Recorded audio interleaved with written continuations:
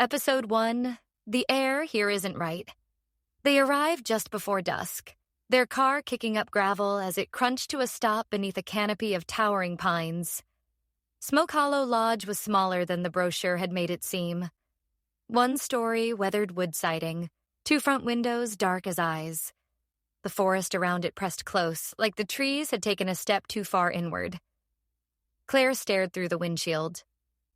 "It's cute," Michael grunted. "Cute's one word." They hadn't spoken much during the drive. 8 hours from Reno, all two-lane roads, silence stretched between them like invisible thread. There were things they weren't saying. Things that had built up over the last 6 months. The missed dinners, the growing gaps in conversation, the quiet wondering of whether love had slowly turned into habit. The air smelled of moss and something else. Metallic, dry, like stone dust and ozone. They unpacked slowly. A couple of suitcases, a bag of groceries, Claire's old camera. The lodge creaked with every step inside, as though annoyed by their presence. The bedroom had one queen bed, a warped dresser, and a mirror with a smudge in the corner that wouldn't wipe away. The kitchen was outdated. Avocado green fridge, square stove. A faint clicking came from somewhere in the ceiling. "It's just 3 days," Claire said, trying a smile. "Yeah." Michael didn't look at her. That night, they drank wine on the back porch. The woods were impossibly dark.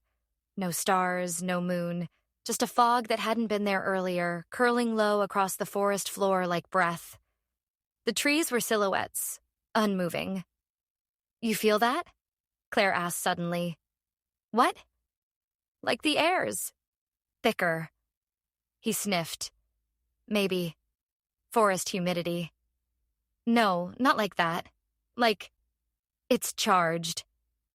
Michael didn't respond. At midnight, Claire woke to whispering. She turned in bed. Michael was still beside her, sleeping.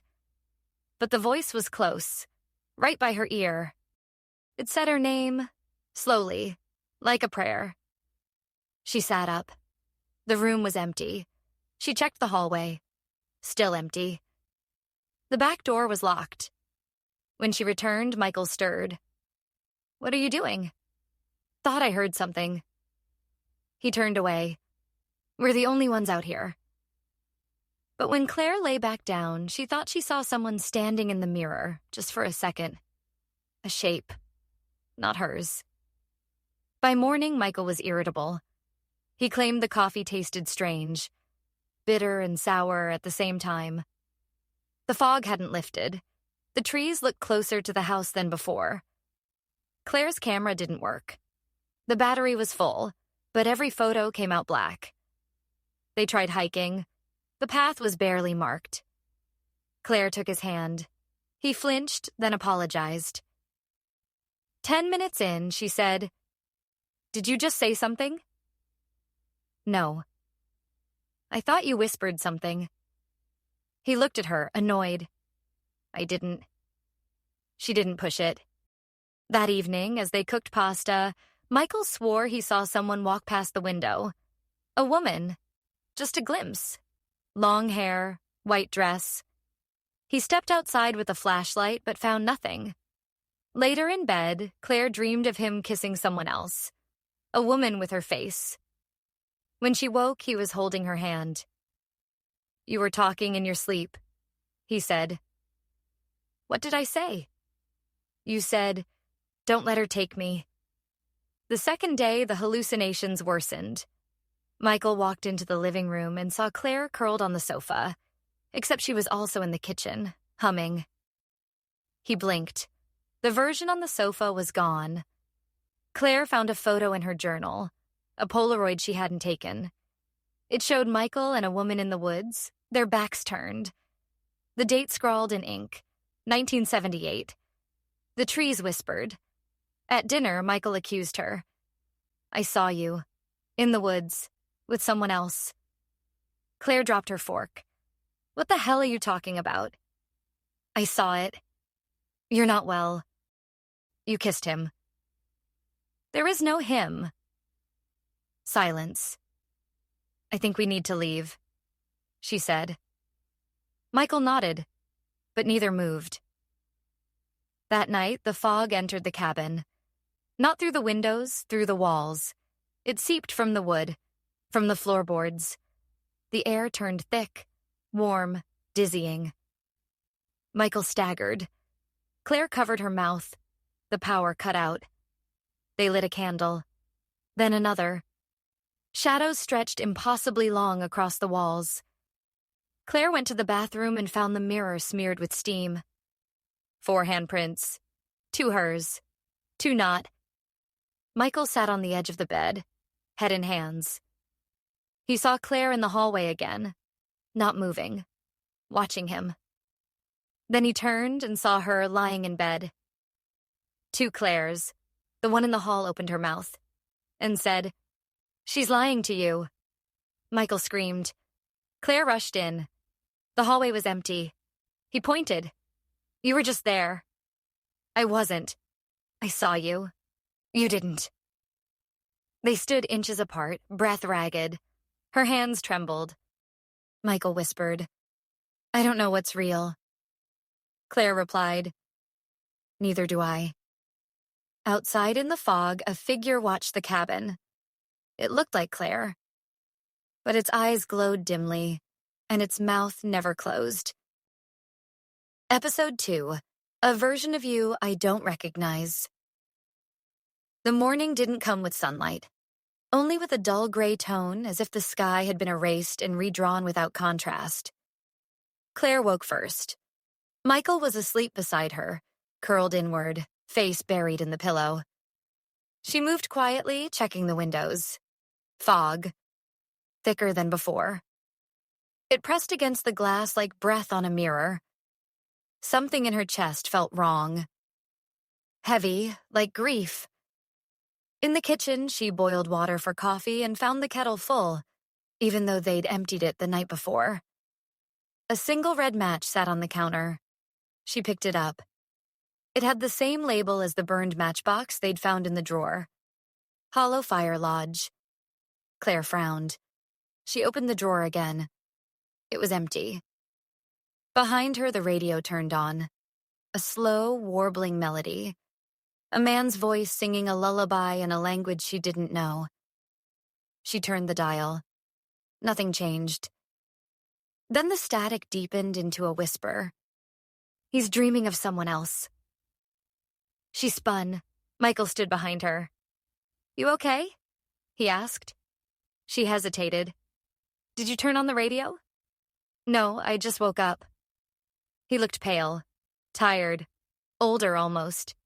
They sat in silence, drinking bitter coffee. The fog outside pulsed. That afternoon, they tried to leave. Michael insisted. Claire agreed. They packed, loaded the car. But the road was gone. Where the dirt trail had been, there was now only forest. Tall pines packed tight. No path, no tire tracks. They drove in a circle and ended up back at the cabin. 4 times. Inside, Michael began pacing. "It's the fog. We're hallucinating." Claire stared at him. "You think we're seeing the same hallucination?" "No, I think you're seeing yours. I'm seeing mine." He pulled a journal from the bookshelf. Leather-bound, dusty. He flipped it open.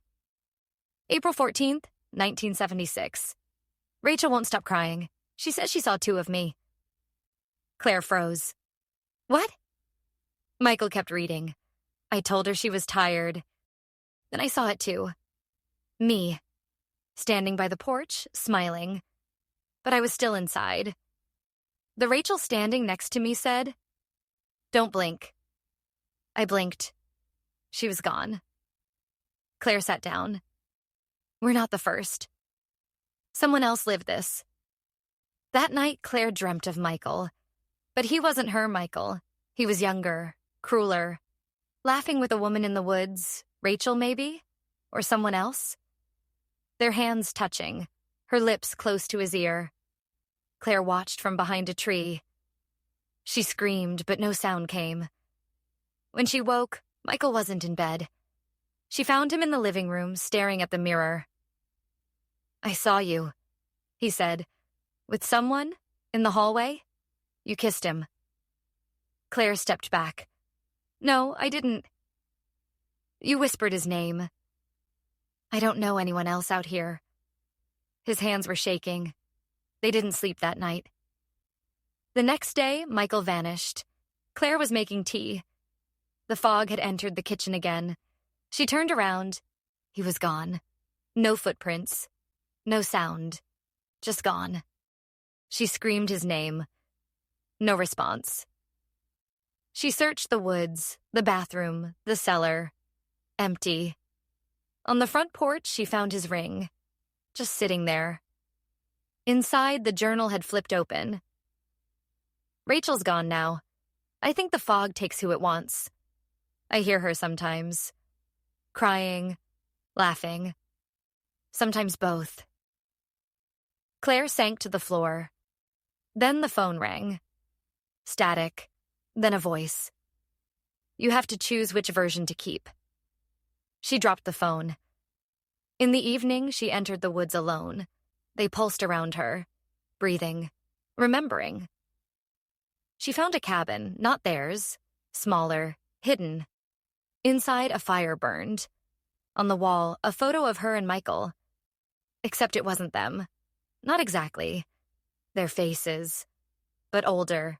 Worn, different clothes. Underneath, in red ink. The ones who stayed. She turned. Michael was standing in the doorway, but he looked off. Smiling too wide, eyes glassy. He stepped forward. You found me. Claire trembled. Are you real? He didn't answer. She backed away and bumped into something else. Another Michael. This one crying. He whispered, Don't trust her. Claire looked down. The journal was on the table. She opened it to the last page. The forest splits what you fear the most. What's worse than losing them? Being sure they were never yours to begin with. The candles blew out. Darkness, only the fog breathing. Episode 3. The pines remember everything.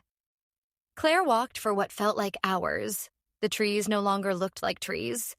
They twisted upward in impossible shapes, their bark pulsing with faint light. There was no path, no birdsong, just fog and the faint echo of whispers she couldn't quite make out. She thought of Michael, not the one in the cabin, not the one crying, the real one, if he still existed. She reached a clearing. In the center stood a fire pit, unlit, and around it 4 wooden chairs. One had her name carved into it. She didn't sit. Instead, she found a small book on the ground. The same journal. But now its cover was covered in frost. The first page was blank. The second read, Welcome to the Hollow. Meanwhile, Michael wandered the corridor of memories. Or maybe dreams. Or maybe both. He saw himself at 8 in his childhood room, crying over a broken toy. Then 17, punching his best friend in a parking lot. 26, kissing Claire on the sidewalk during their honeymoon. But the images began to warp. The toy moved on its own. His friend was replaced by the stranger in the fog. Claire's kiss turned into a bite. He ran, down hallways that shouldn't exist, past mirrors that didn't show his reflection. Then he reached a room filled with photographs. Each one was a moment from their life, but just slightly off. A different shirt, a wrong hair color, a background they'd never visited. Claire appeared beside him. I thought I lost you, she whispered. He stared at her. Are you real? I think so. She took his hand. The room dissolved into fog. They stood together in the woods. Claire clutched the frost-covered journal. Michael looked older. She realized she did too. We need to leave, she said. He nodded. The forest pulsed. The fog thinned, just enough to reveal the outline of a gate. not a real one. Ornate iron, rusted, surrounded by impossible geometry, a gate that should lead nowhere. They stepped through and woke up. It was dawn. The cabin was whole, the trees silent, the fog gone. Claire lay beside Michael, both fully clothed. Their suitcases were packed. The matchbox on the table read simply, "Thank you." They left without speaking. The road was back. They drove in silence, only glancing at each other once and smiling. Not because everything was fine, but because they had made it through. Or thought they had. Weeks passed. Michael repaired the mirror in their hallway, but it still showed a flicker of movement when no one was there. Claire tried burning the journal. It wouldn't catch flame. So she buried it. One morning, she found a note tucked in her coat pocket. Some doors stay open, even when closed. She never told Michael. They moved houses 6 months later. But on rainy nights, both sometimes awoke to the sound of fog pressing against the windows. And voices. Calling their names. Claire sometimes stood in the doorway of their new home, watching the rain and remembering the trees. The way they bent toward her. The way the fog felt like fingers running along her skin. She thought of the other Claire. The one who had stayed. Was she still there? Pacing the lodge, watching Michael smile at someone else? She never told Michael everything she saw, and he never asked. Sometimes, in the mornings, he would hum a melody that Claire didn't recognize, until one day she remembered it from the old radio in the kitchen. She didn't say anything. They were better now. Closer. Something had broken, but something stronger had taken root. Still. Still on Claire's nightstand sat a new matchbox. She hadn't placed it there. Its label read, "Hollow Pines welcome you back." She never touched it. Not once. Final scene. A new couple walks into the cabin.